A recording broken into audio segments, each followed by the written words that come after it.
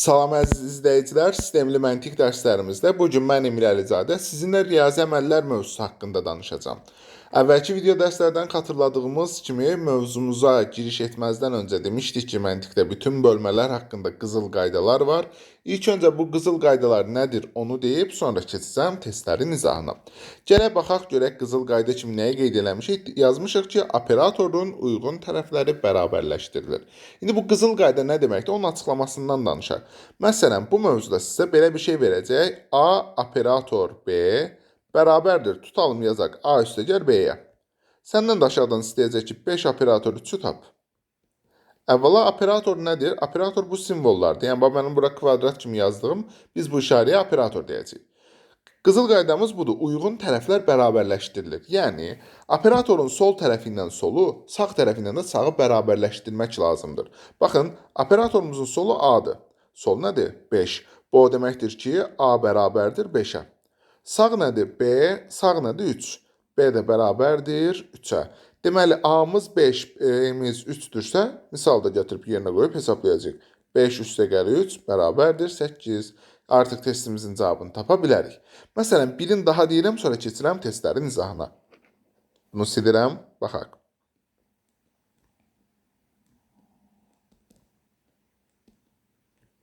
Tutalım. Belə bir şey var, deyir ki, bunu tapın. Əvvəla qızıl qaydanı bir daha xatırlayaq. Qaydamız nədir? Solla sol, sağla da sağ bərabər olmalıdır. Bax, cümlə bərabər üstündə qurulub. Gəlin baxaq. Əvvəlcə operatorun sol tərəfini yazasın. Yəni, bax, bu sol tərəfə nə yazılıb? 2A. 2A bərabərdir 6-ya. Buradan nə tapasan? A bərabərdir 3-ə. Sağ tərəfi götürəsən, yazarsan B bərabərdir. Sağda nə var? 2-yə. B bərabər 2. Artıq biz A-nı da, B-ni də tapdıq. Yerinə qoyub hesablayaq. 3 vur 2 bərabərdir 6. Deməli, mövzumuzun qızıl qaydası budur. Sağla sağ, solla sol bərabər olunmalıdır. İndi keçək testlərə. Testlərdə artıq hər şeyi tam rahat formada başa düşəsiniz. Belə bir testimiz var. M operator N-dən gedir söhbət. Düstur yazılıb. Baxın, bizim cümləmiz budur. Sol M-i sol 6-ya bərabər edirik. M bərabər olur 6-ya. Sağ N-i sağ 1-ə bərabər edirik. N də bərabər olur 1-ə. Artıq M-i də bilirik, N-i də bilirik. Götürək yerinə qoyaq da. Bu M kvadrat əvəzinə yazarıq ki, 6-nın kvadratı üstə gəl 7 vurulsun. M-in əvəzinə 6, N-in də əvəzinə 1 yazacağam. Yəni 36 üstə gəl 42. Bu da eləyəcək 78. Axtardığımız cavab oldu. B variantı 78. Ötən dərsdə də demişdik, video dərslərimiz haqqında, video dərslərimizdə daha doğrusu keçirilən mövzular haqqında bizim WhatsApp qrupumuz var ki, həmən qrupda testlər paylaşılır. Həmən qrupa qoşulmaq üçün burada əlaqə nömrəmiz var. Bu nömrəyə yaza bilərsiniz. Yaxud hər hansı başa düşmədiyiniz videodan sizin üçün qaranlıq qalan suallar olarsa, mənim özümə də yaza bilərsiniz. Burada əlaqə nömrəmi də yazacağam. WhatsApp qrupuna qoşulmaq üçün ya 28 may filialımızın nömrəsi ilə əlaqə saxlayırsınız və yaxud da mənim özümə yaza bilərsiniz. Nömrəmi qeyd elədim. Həmən WhatsApp qrupunda bizim testlərimiz paylaşılır. Keçək növbəti testə. Baxırıq növbəti testimizə belə bir sual var qarşımızda. İndi gələk bunu yazaq. Bayaq mən izahda nə dedim? Dedim sağla sağ, solla da sol bərabər olmalıdır. Gələk yenə eyni prinsiplə yazaq. Əvvəlcə bax bu operatorun sol tərəfini götürək yazaq. Sol tərəf nədir? 2A yazdım. Bərabərdir. Operatorumuz sol tərəfi nədir? 14-ə. 2A-mız 14 olanda nə deyəcəyik? A bərabərdir 7. A-nı tapdıq. Keçək sağ tərəfə. Sağ tərəf B-dir, sağ tərəf də 9-dur. Nə yazmalıyıq? B bərabərdir 9. Artıq sən hər şeyi bilirsən. A-nı da bilirsən, B-ni də bilirsən. Gətirib yerinə yazarsan. A-nın yerində 7 yazarsan, 7 vurulsun, 7 çıxılsın, 2 vurulsun B-nin qiyməti, yəni 9. 49-dan çıxacaq 18, bu da eləyəcək 31. Axtardığımız cavab oldu C variantı. Bəzilərimiz bu mövzu riyazi olduğuna görə ilk başlarda çətinlik çəkə bilər. Amma yəni narahat olmayın da, çoxlu testlər işlədikdə öyrəşə biləsiniz. Sadəcə əsas prinsiplər, o qızıl qaydalardır. Onları bilməliyik ki, testlərə doğru formada tətbiq edə bilək. Keçirəm növbəti bir suala. Gəlin indi bunu cevablamağa çalışaq. Bax, qaydamız nədir? Sağ sağla, sol solla bərabər olsun. Yazaq, sol A, sol 4-ə bərabərdir. Yazdım, A bərabər 4. Bəzilərimiz bunu görəndə qorxur ki, burada çətin bir hesablama var. Əslində çətin falan heç nə yoxdur. Sağ B-dir, sağda 5-dir. Yazdım, B də bərabərdir 5-ə. A-nı 4, B-ni də 5 tapdım. Gəlin yerinə qoyaq, hesablayaq. Bax, bu 3-dən sənin nə işin? 3 olduğu kimi qalır. 3 qüvvətində B çıxılsın A. B 5-dir, A 4-dür. Qüvvətində 5 çıx 4 yazıram. Çıxılsın 2-nin qüvvətində A. Görürsünüz, 2 üstü A-dır. A nədir? 4. 2 üstü 4. Üstə gəlinsin B-nin qüvvətində A. B nədir? 5. A nədir? 4. 5 üstü 4. İndi bunu hesablayaq. Yəni 3-ün üstü 1 çıx, 2-nin üstü 4, üstə gəl 5 üstü 4. 3 üstü 1-in nəticəsi 3 verir, 2 üstü 4 16-dır, 5 üstü 4 də 625-dir. Bir dənə bunu hesablayacaq. Yəni 3-dən 16 çıxsaydıq mənfi 13, üzərinə də 625 gələcək, müsbət 612. Axtardığımız cavab oldu D variantı, 612. Əgər bir misalda ikili operator olarsa, bu zaman nə iş görəcək? Əslində, heç bir çətin iş yoxdur.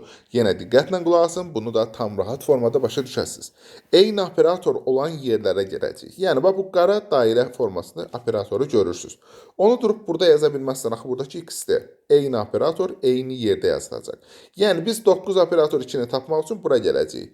A-nın yerində 9, B-nin yerində də 2 yazacaq. Yəni, daha sadə formada belə yazaq. Biz normalda nə yazırdıq? A bərabər 9, B də bərabər 2. Belə yazırdıq da, düzdür? İndi gəlirsən onu buraya yazsan. A-nın yerinə yazsan 9, B-nin də yerinə yazsan 2.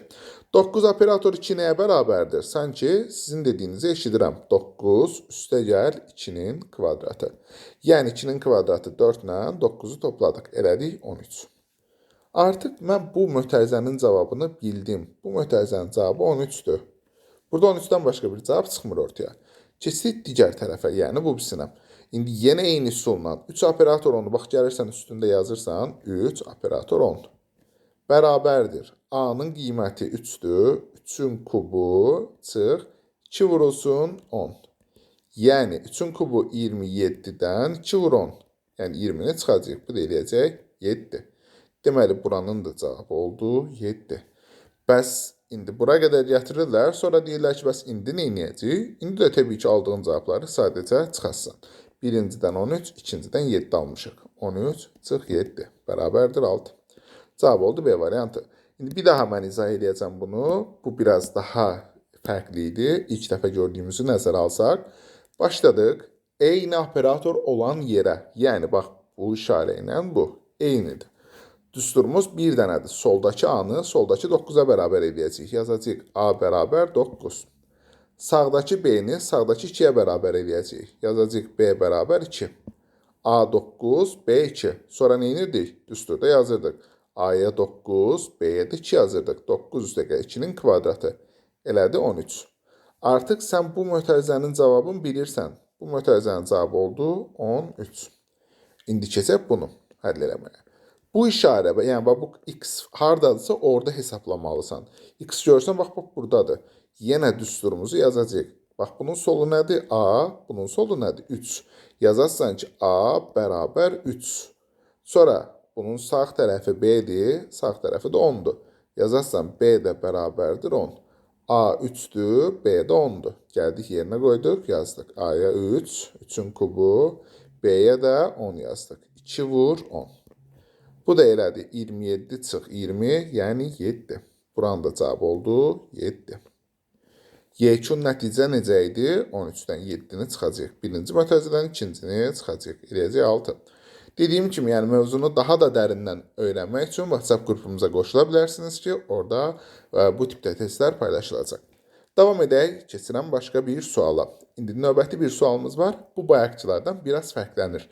Fərqli bir dənə qanuna uyğunluq deyəcəyik. Fərqli deyəndə əslində dəyişilməyən qaydamız budur. Baxın, bizim cümləmiz nədir? Solla solu bərabər etmək. Görürsən, bax, bunun sol tərəfi nədir? A, bunun sol tərəfi nədir? 5. Yəni, A bərabər 5 deməkdir. A-nı tapdıq ki, A-mız bərabərdir 5-ə. Bu öz yerində. İndi yadda saxlamalı olduğunuz hissə nədir? Həmişə burada bu alqoritm də gərəksiz bura. Görürsünüz, burada sizə 2 dənə hissə verib. Biri budur, biri də bu. Bu bərabərsizlikdə hansı şərt ödəyirsə, onun qarşısındakı düsturda hesablama aparılır. Yəni, bax, bu nə deməkdir? A-nı biz bildik ki, 5-dir. Gəlin, birinci A-nı buraya yazaq. 5 böyük 5. Bu düzdür ya, əziyyətdən sizcə? Yox, təbii ki, yəni 5 5-dən böyük deyil. Deməli, bizə lazım olan hissə bura deyil. Artıq bunun üstündən xətt çəkdik. Yəni, bax, bu hissə bizim üçün maraqlı olan hissə deyil.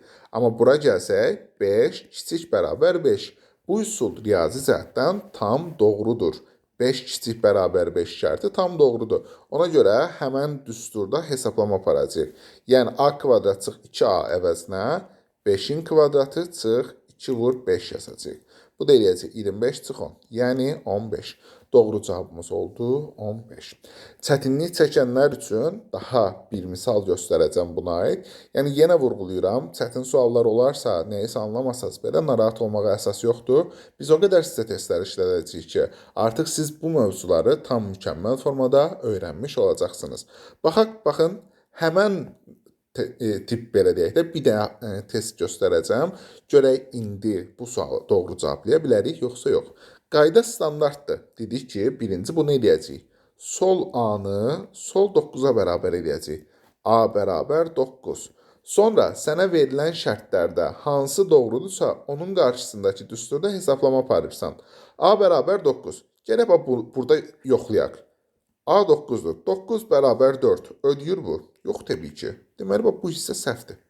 Üstündən xətt çək getsin. Sonra, xətt çəkdik, sonra geri qaytardıq.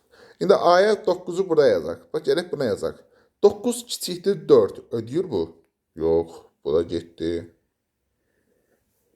9 böyükdür 4. Ödədi, düzdür? Aha, vəsiyo.